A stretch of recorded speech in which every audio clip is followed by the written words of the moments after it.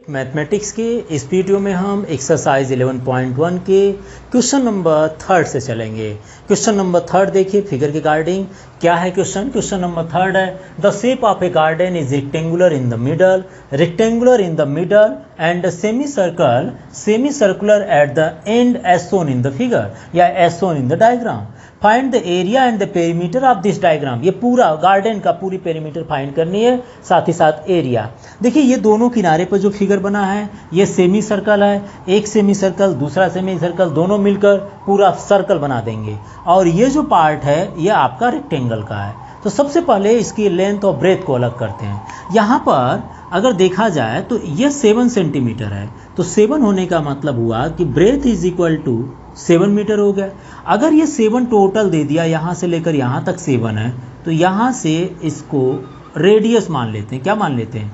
Are. तो are की value कितनी हो जाएगी? रेडियस इज इक्वल टू, देखिए यहाँ जो दिया है डायमीटर दिया गया है, diameter is equal to 7 metre, therefore radius is equal to diameter कितना होता है?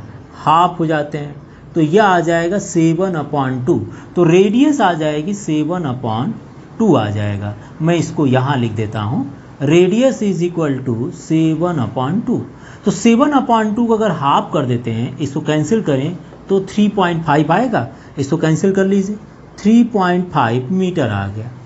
तो इसका मतलब ये हुआ कि अगर ये 3.5 है तो यहाँ से 3.5 को अलग कर लें। सिमिलरली ये भी आपका होगा कितना? 3.5 होगा, सेम है ना, 3.5 होगा। तो यहाँ से 3.5 को अलग कर लेते हैं, तो टोटल जो लेंथ आ जाएगी वो कितना होगा? 20 माइनस 3.5 प्लस 3.5, तो टोटल कितना आ जाएगा? 13 मीटर आ जाएगी। तो यहाँ से लेंथ भी निकाल लीजिए, length is equal to 20 minus 3.5 plus 3। देखिए ये है ना, यहाँ से 3.5 और यहाँ से 3. क्योंकि यहाँ तक 20 है, इसमें से इतना काट दीजिए, इतना काट दीजिए, तो बाकी जो बचेगा वो आपका कितना होगा? 13। कैसे? देखिए 20 माइनस 35 70 होता है, तो डेसिमल लगा देंगे तो 7.0, और 13 में से 7 का कितना बचा? सॉरी 20 में से 7 का कितना बचा? 13 मीटर। तो length is equal to L is equal to 13 metre आ गया। अब हम इसके बारी बारी से क्या निकाल सकते हैं? पेरीमीटर और एरिया निकाल सकते हैं। तो सबसे पहले एरिया निकालते हैं। Area of the garden, area of the garden is equal to area of rectangle plus 2 into, देखिए सेमी सर्कल 2 है तो हमने इसमें 2 कर दिया, तो 2 into area of semi circle, area of semi circle, या हम एरिया ऑफ फुल सर्कल भी लिख सकते थे। तो यहाँ पर यहाँ से क्या मिल जाएंगे आपको? एरिया ऑफ रेक्टेंगल कितना हो जाएगा? एरिया ऑफ रेक्टेंगल अगर देखा जाए तो लेंथ इनटू ब्रेथ, और area of semi circle, area of semi circle कितना होता है? 1/2 पाई आर स्क्वायर। ये कैंसिल कर लेते हैं, तो लेंथ कितना हो जाएगा? लेंथ आपकी हो जाएगी 13, और ब्रेथ कितना होगा? 7। तो यहाँ हो जाएगा 13 इंटू 7 प्लस पाई की वैल्यू रख दीजिए 22/7 इंटू रेडियस। रेडियस देखिए 7/2 या 3.5 है, तो मैं 7/2 ले लेता हूँ, तो यहाँ आ जाएगा 7/2 का होल स्क्वायर। ऐसा इसलिए कर रहा हूँ कि 3.5 भी ले सकते हैं या 7/2, कैलकुलेशन जहाँ थोड़ा आसान हो जाए। तो 7 3 जा 21 एंड 7 1 जा 7 plus 2 91 plus 22/7 into 7/2 into 7/2 square है ना, इसलिए इसको 2 बार लिख देंगे। तो ये 7 से 7 कैंसिल हो गया, इसको कैंसिल करिए तो 11 हो जाएगा। So 91 plus 11 into 77 is equal to 77। इसका मल्टीप्लाई कर लीजिए अपॉन 2, ये कितना आएगा? 2 3 जा 6, 2 8 जा 16, 2 5 जा 10। और अगर हम दोनों को ऐड कर लेते हैं तो 819 और 9 3 12, 129.5 मीटर स्क्वायर आ रहा है। देखिए लेंथ इंटू ब्रेथ हो गया। एरिया ऑफ रेक्टेंगल, तो लेंथ कितना? 13 है और ब्रेथ कितना? 7 है, तो 13 से 1 जा 91 हो गया, ठीक है ना। अब उसके बाद बचा area of semi 2 into area of semi circle. तो सेमी सर्कल का मतलब एरिया ऑफ सर्कल हो गया पाई आर स्क्वायर। आर की वैल्यू 7/2 रख दीजिएगा, तो 7/2 एंड 7/2 कैंसिल हो जाएंगे, तो कितना बच जाएगा 11 × 7 77/2 एंड 2 3 × 6 और 2 8 × 16 एंड 2 5 × 10 और दोनों को ऐड कर लीजिएगा, तो ये आ जाएगा एरिया ऑफ दिस पार्ट। अब हमें इसका पेरीमीटर फाइंड करना है, तो अगर हम लिखेंगे perimeter of the garden, perimeter of garden is equal to perimeter of rectangle, क्या लिखेंगे perimeter of rectangle plus 2 into circumference, या हम इसको पेरीमीटर भी बोलते हैं, सरकमफ्रेंस ऑफ सर्कल। 2 इंटू इसलिए कर रहा हूँ semi circle, circumference of semi circle, semi circle हम इसलिए 2 इंटू कर दिए क्योंकि आपको पता है कि यहाँ पर हाफ हो जाएगा, सॉरी 2 है, ठीक है ना। तो पेरीमीटर ऑफ रेक्टेंगल कितना होता है 2 length plus breadth and perimeter of circumference of semi circle, semi circle का सरकमफ्रेंस पाई आर होता है और पूरे सर्कल का पेरीमीटर या सरकमफ्रेंस 2 पाई आर होता है। तो सेमी का मतलब हो गया ओनली पाई आर। तो यहाँ पर वैल्यू पुट कर लेते हैं। लेंथ कितनी है इसकी, लेंथ इसकी 13 मीटर है, तो यहाँ रख दीजिए 13। ब्रेथ कितना है, ब्रेथ इसका 7 है, 7 रख देते हैं, प्लस 2 इंटू पाई की प्लेस पर 22/7 और रेडियस इसकी 7/2 या 3.5, जैसी मर्जी आप रख सकते हैं, या तो 7/2 रख दीजिए या तो 3.5 रख दीजिए, क्योंकि इसको हम कट करेंगे तो 3.5 आने वाला। तो यहाँ रेडियस हम रख दिए 7/2, इस 7 से 7 कैंसिल कर लीजिए, इस 2 से 2 कैंसिल कर लीजिए, तो 13 + 7 इज इक्वल टू 20 और प्लस कितना बच जाएगा, प्लस बच जाएगा 22। सो यहाँ आ जाएंगे 40 + 22 is equal to 62 metre. So perimeter of the garden आपको फाइंड करना था, साथ ही साथ एरिया फाइंड करनी थी। तो देखिए यह आपका पेरीमीटर आ गया है ना, यह आपका पेरीमीटर आ गया और साथ ही साथ ये आपकी क्या होगी एरिया आ गई। तो पेरीमीटर और एरिया दोनों फाइंड करनी थी। हमने सबसे पहले यहाँ पर हमने इसके सबसे पहले इसके साइड को लिख दीजिएगा, रेडियस लेंथ ब्रेथ को, और उसके बाद आप पेरीमीटर को निकाल सकते हैं और एरिया को निकाल सकते हैं। ठीक है, एक बार आप इसको नोट कर लीजिए। हम चलते हैं अगले क्वेश्चन पर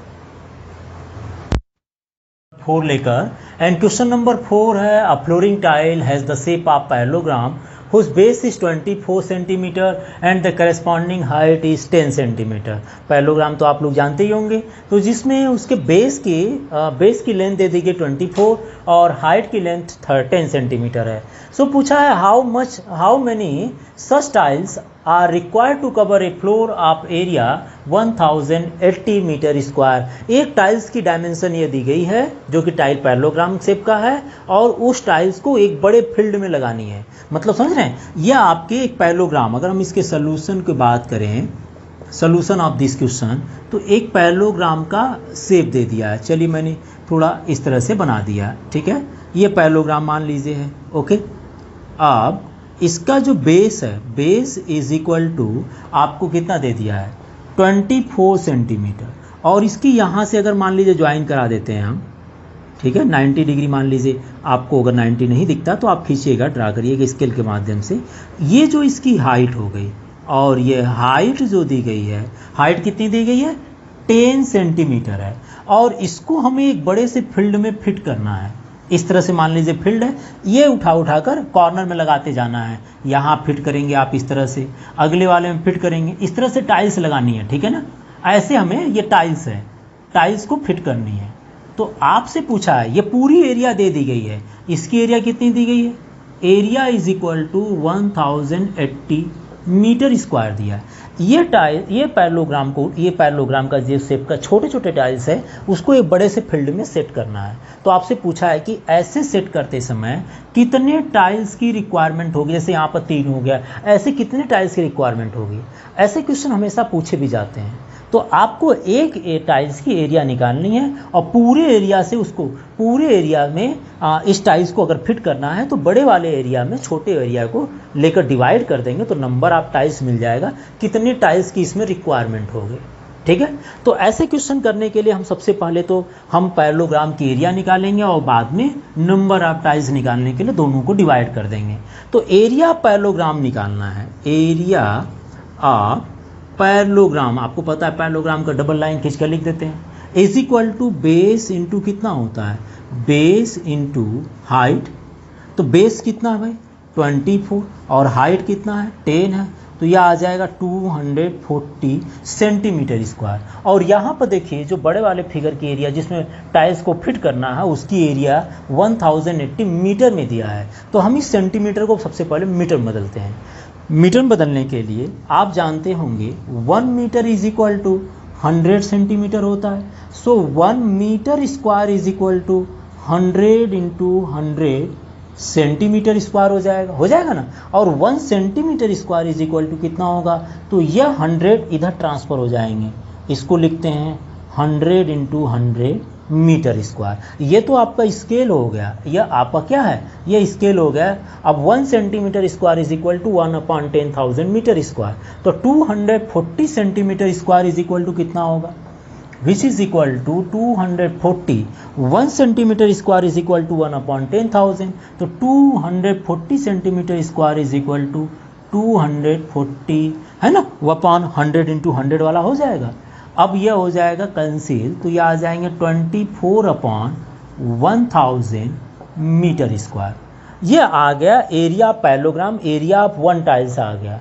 अब आपसे पूछा गया how many such tiles are required, तो यहाँ लिख दीजिए number of tiles is equal to area of floor, है ना, एरिया ऑफ फ्लोर जिसको लगाना area of floor upon area of 1 tiles.